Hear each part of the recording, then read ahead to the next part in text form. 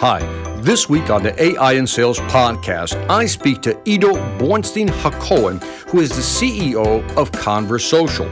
Now, Conversocial is an interesting AI platform that's used to aggregate different messages from different sources so that you as a company can increase your customer service and communication.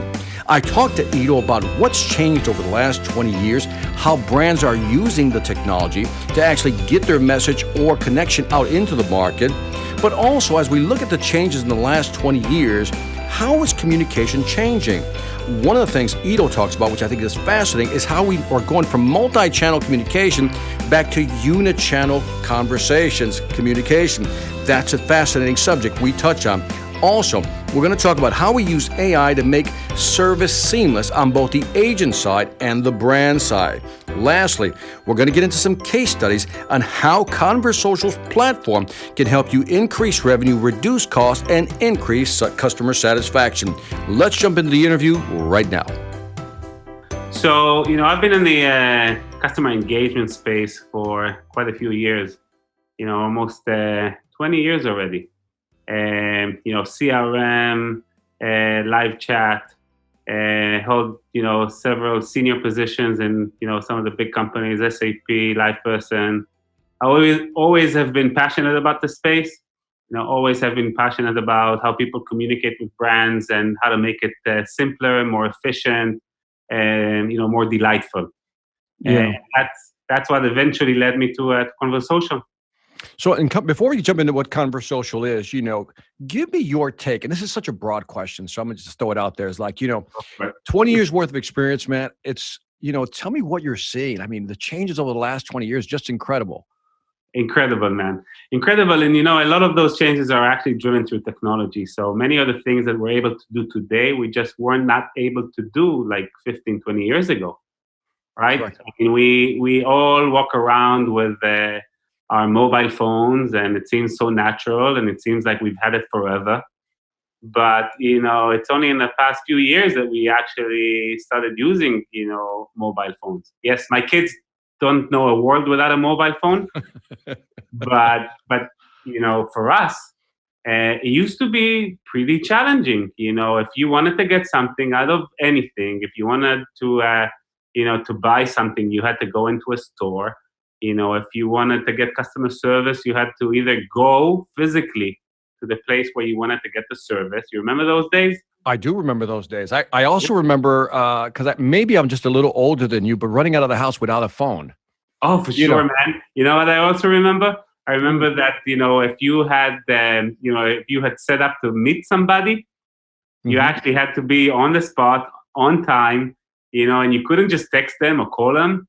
Right? Nobody calls anymore today. So you couldn't just text them, right? And that's, that's really changing the way that we do things.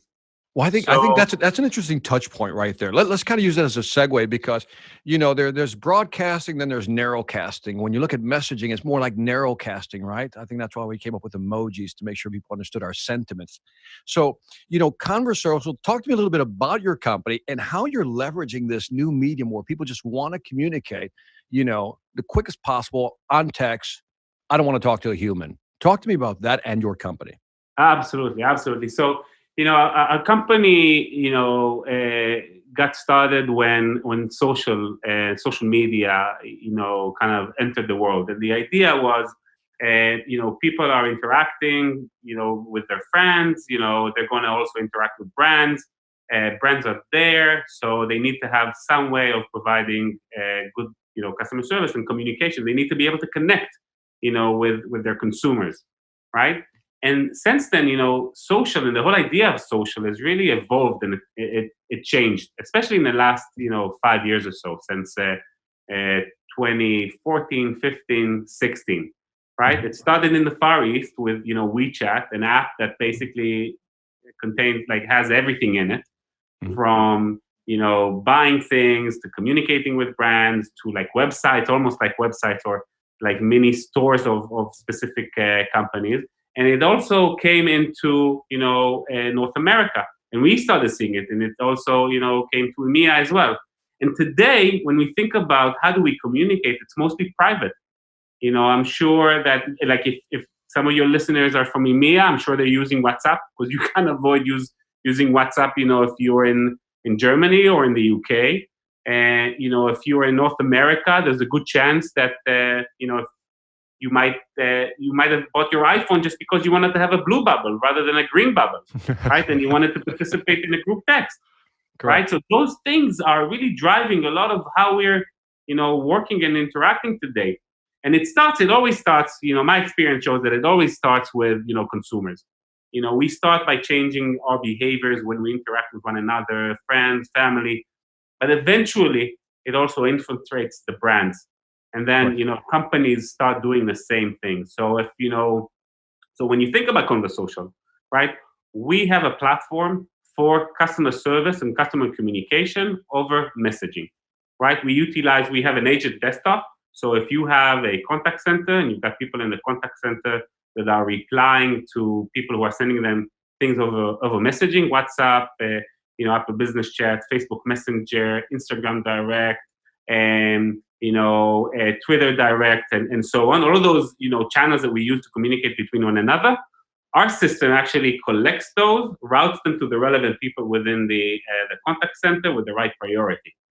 In addition to that, we have an automated component, which is why you and I are speaking, which basically enables us to take all of that communication and make it much more seamless, both on the agent side, but also on the consumer side. In many cases, as consumers, we're very privy to, the whole idea of like automation on the consumer side. But there's a lot of impacts, for AI and automation on the brand side as well. If you're looking to collect some information from somebody, you don't have to ask them, like, what's your name, what's your address. You can send them an automated process that actually collects all of that information, puts it into the system seamlessly, and makes everything much simpler and easier to use. So, one of the things I read on your website, and if you're listening to this, you should go to the website, Conversocial.com, is that you really hit on, at least some of your articles hit on, moving from omni-channel to unichannel. Oh yeah, that's talk to me a little bit about that. Put some spin on that so people really understand what you're trying to communicate, because that's a shift in thinking, I thought. Yeah, definitely. So it's amazing how the world kind of evolves and revolves, right? And when you think about it, 10 years ago, 15 years ago, around that time, there was mostly one channel that you would use to communicate with brands. It was the phone, right? We all, we knew, like, we would search for the phone number of the company that we wanted to get service from. We would call them. We would wait online, right? And so on. So, the idea of like focusing on one channel is not a new idea. But what ended up happening is, because so many channels opened up, right? Companies started like implementing all of those channels, right? But they did not go deep in any of them. So you had this, shallow way of like supporting people, right? But they really couldn't really get a lot of support, right? And at the end of the day, the only thing that you would do is you would, send them back to the phone, which is the worst experience ever. If I'm waiting on hold, and then I realize that I can, instead of waiting on hold, and instead of speaking to you over the phone, I can actually go into a messaging app and have a conversation with you. But the first thing that you tell me, you collect all of the information and then you send me back to the phone.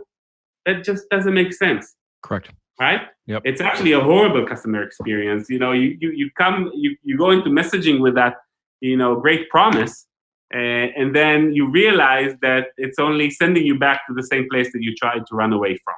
It's interesting if you think about it. Everything's cyclical in life, right? You start out with a single channel, it's called the phone. Then we create all these different channels. People talk about multi-touch, multi-points, really touching the customer, but they always then jam you right back to the phone. That's even ironic right there. I was reading a book. It's called, I think it's a great book, several years ago. It was called Effortless Experience, where they talk about the customer effort score or something like that. In other words, how much effort does it take for me to resolve a problem? And the goal is to reduce the effort. Customers don't want to be wowed. They just want you to reduce the effort in what it takes. I couldn't agree more. Exactly. Right. And I think that's a shift that we're seeing. Right. There was a time where everybody tried to delight and everybody tried to wow their customers, but it's not sustainable. So the idea is really focus on messaging. Don't send people back to the phone. And and the way that you do that is by going deep. And going deep means that you integrate into backend systems. And suddenly, that idea of effortless experience. Think about the best customer experience that you've had. You didn't have to speak with anybody, right? Mm-hmm. You went through a process seamlessly. You understood. You felt in control. You understood exactly what you need to do. If you wanted, nobody was telling you like, this is a service call. No, this is a sales call. You want to buy something? Let me transfer you to our sales department. If you switched in between the two seamlessly, because that's how we are as humans. And the only way to do that is if you really focus on a channel and you go deep, whether it be, iMessage or Apple Business Chat, right, which is like growing exponentially, whether it be, Google with Google Business Messaging, whether it be Facebook Messenger, like some of the experiences we have in Facebook Messenger are absolutely amazing, booking an appointment, going like you thinking like, and that also, by the way, connects the online and the offline, which is also a trend that we've been seeing, in our space. Like there's still brick and mortar stores. How do you connect the two together? How do you do it in an automated way? When do you have to involve humans? When do you not need to involve humans? When can you leverage, sentiment analysis, machine learning, NLP to actually, drive all of that communication in a simple, seamless way? So if there's one thing that Conversocial, exists for, and our main purpose in life is to make brand communications and custom communication simpler. That's what we're here for. It's the bottom line. And so let's talk about the machine learning, the sentiment analysis, and all these things that you apply or bring. If I'm a small company, medium-sized company, and I'm out there, how could I use you? Who do you serve? In other words, who would benefit the most from your products? And then what would it take me as a small, medium-sized business or even a large enterprise corporation to use your product? What does that take? So who do you serve? What does it take to implement this stuff? Perfect. So, actually most of our customers are, enterprise brands. Okay. And we do have, quite a few mid-sized businesses and small businesses. But the idea is really, how do you connect? Think about those channels. It's almost like, connecting two things together, right? So on one hand side, you have your consumers who are communicating with you through a specific channel. You have to open the channel. You have to configure that channel, right? And on the other hand, you've got either an automated service, right, which we sometimes call bots or, chat bots, and a human or a bunch of humans on the brand side. What we do is we start by configuring the two together. It's pretty straightforward, matching IDs, and then, you're off and you can get started. On top of that, we build automated experiences, right? So what we do usually is we look at, what are the things that people are actually talking to you about? We call them intents, and we look at the main intents that you have. Why are people calling you? If the main channel that you're using today is phone or email, why are people sending you emails and why are people calling you? Then we try or we automate those processes. We say, okay, you know what? Most people, you're a retail company, most people are calling you because they want to know where their order is. So delivery notifications. Lo and behold, you've already created some sort of a process within your mobile app that nobody downloads, because mobile app penetration is at around 6%, right? Interesting. That actually enables people to see where their package is at, but they don't know about it, right? So you take that process that you've already created, you already have the APIs into the delivery system, you connect it to the process that we have on those messaging apps, you put it in a prominent place, within the website. By the way, it doesn't have to be in a contact us place. Everybody tries to shove everything into contact us, but we've seen that if you're trying to design something and you have tiles of, different furniture or different shirts and stuff, if you put something in the middle, it actually is going to create a much higher level of engagement, right? Interesting. Good UX design. You got it.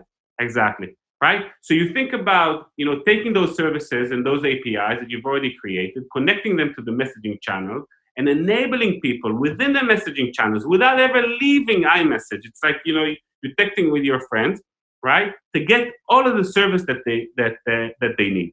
So that's usually how we get started. We get started by analyzing, the intents. What are people talking to you about? Why are they calling you?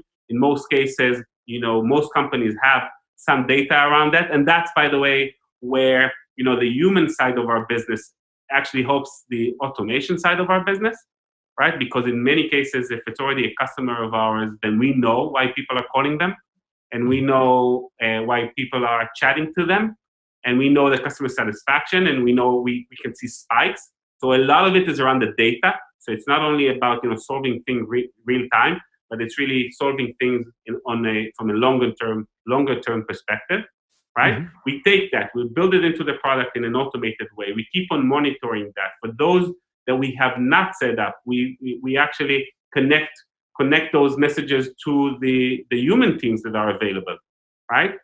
And then based on the data that we have, based on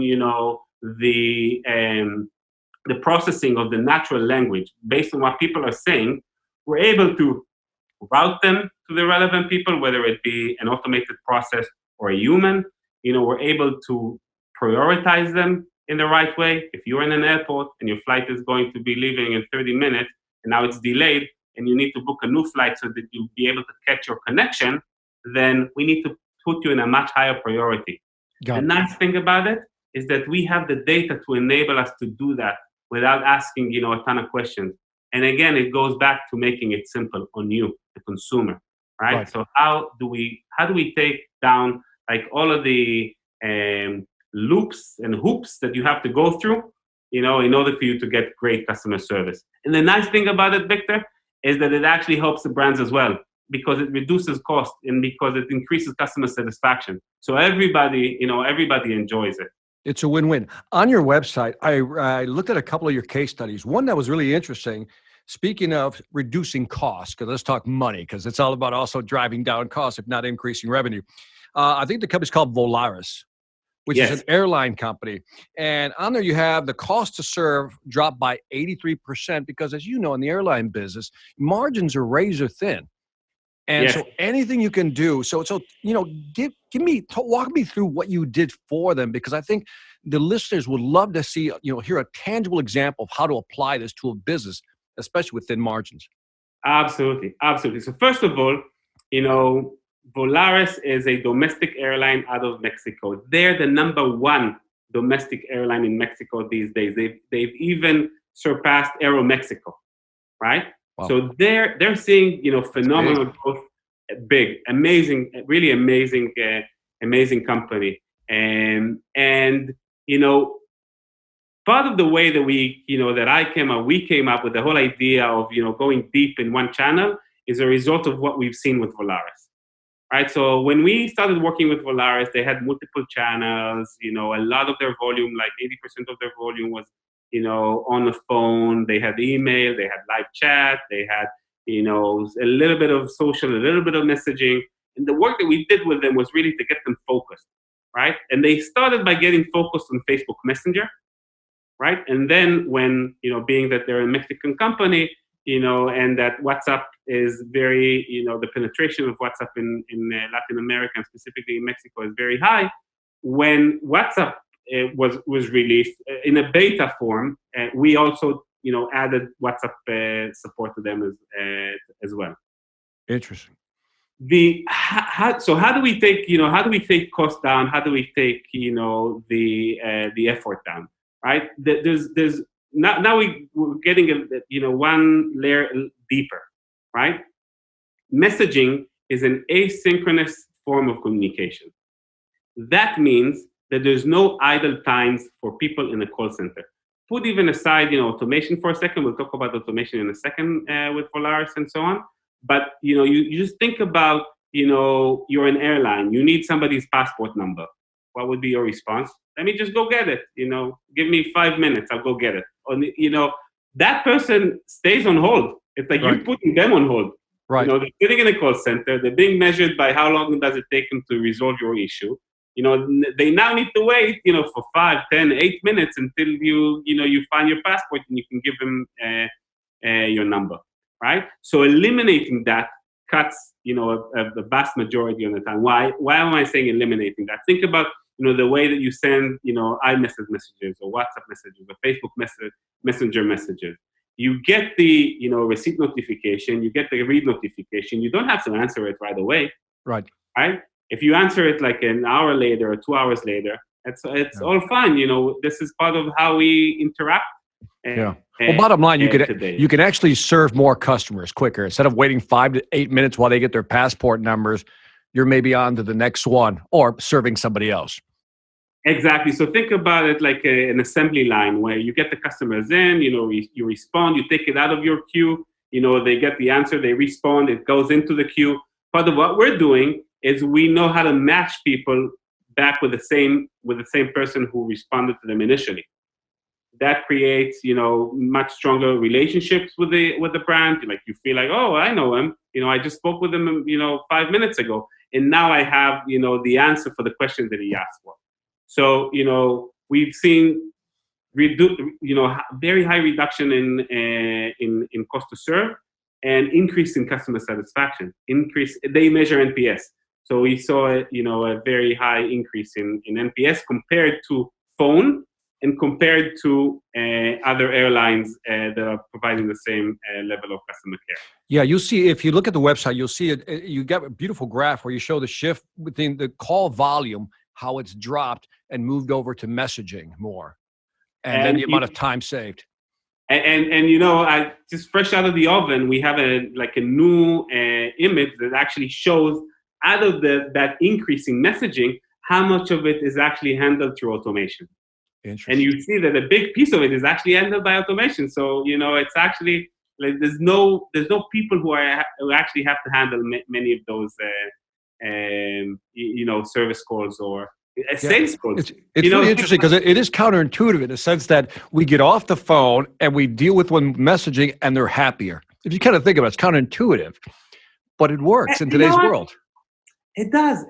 And I'll tell you what, first of all, some of the generations, the younger generations today, they don't want to speak with people. They don't want to pick up the phone and call. I remember that I saw a study, by the way, it was about 6 years ago already, where they surveyed the millennials and they asked them, what do you use your phone for?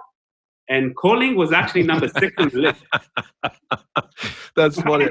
We're getting old, my friend. We're catching up to the younger generation. So we can begin to wrap this up, Ido, because I know you're a busy guy. Talk to me about where Conversocial is going. Where is the industry going? Give me a 2-3 year prognostication. Where are we going, man? Wow. So I think we're going to continue seeing simplification of customer interactions. I think, first of all, from an automation perspective, we're going to see a lot of automated processes that are actually helping humans, at least in the next 2 to 3 years. After that, maybe we'll have sensors that would enable us to communicate even beyond verbally, and just kind of do things that go beyond our verbal communication. We switch from, you think about the evolution of our communication, we kind of switch from voice to text to maybe, we'll telepathy. Yeah, I don't know if it's telepathy so much or if it's, brainwaves. I've seen a few researchers lately where actually, you can communicate through brainwaves without even speaking. That's longer term. But I think eventually when we think about communication and we think about simplifying communication, what's simpler than just thinking about something and it happens. I think the layer that lies between, let's say where we're at today with messaging and we'll just say brainwaves, is prediction, right? Being able to predict and anticipate before the customer actually verbalizes or says they need it. And you know what? We didn't talk about it today, but that's a big piece of the way that we think things. The more proactive you are, the more you can anticipate, and data enables you to anticipate and go, and basically, solve some of these problems without them even telling you that they have a problem, right? Gotcha. There's nothing better than that. So I think, in the next few years, we're going to see more proactive approach by brands. We're going to see more integrations into backend systems. That's a little bit technical, but that would enable us to do things beginning to end, right? We're going to see a substantial increase in the reach media. right? So what are we sharing? How are we sharing, right? You want to book a premium seat on a flight, right? And instead of giving you the flight, the seat number, you will actually see an image like you're seeing it on websites today, right? And you'll be able to click on it, and you'll be able to go through use Apple Pay to pay for it, and you'll be able to, or any other payment service that you have. So it's going to be click, click, click, done, right? So the level of simplicity is going to increase. The level of proactiveness based on data is going to increase. And, hopefully the level of delight is going to increase as well. I think we're also going to finally see the convergence of sales and service. The technology that is messaging is actually enabling that, because we don't have to switch. The bot doesn't care if it's, if you're trying to buy something or if you're trying to get customer service. You don't have to be transferred to a new bot. Right? That's right. It's very interesting. That's a very interesting perspective. We'll leave it on that. We'll have to pick up the next one on maybe on conversations about data storage. How do you begin to prepare all this stuff, and grow you? Because it is another topic. But on that note, Ido, thank you very much for your time. I appreciate it. Victor, appreciate it. It's been a pleasure. Thank you.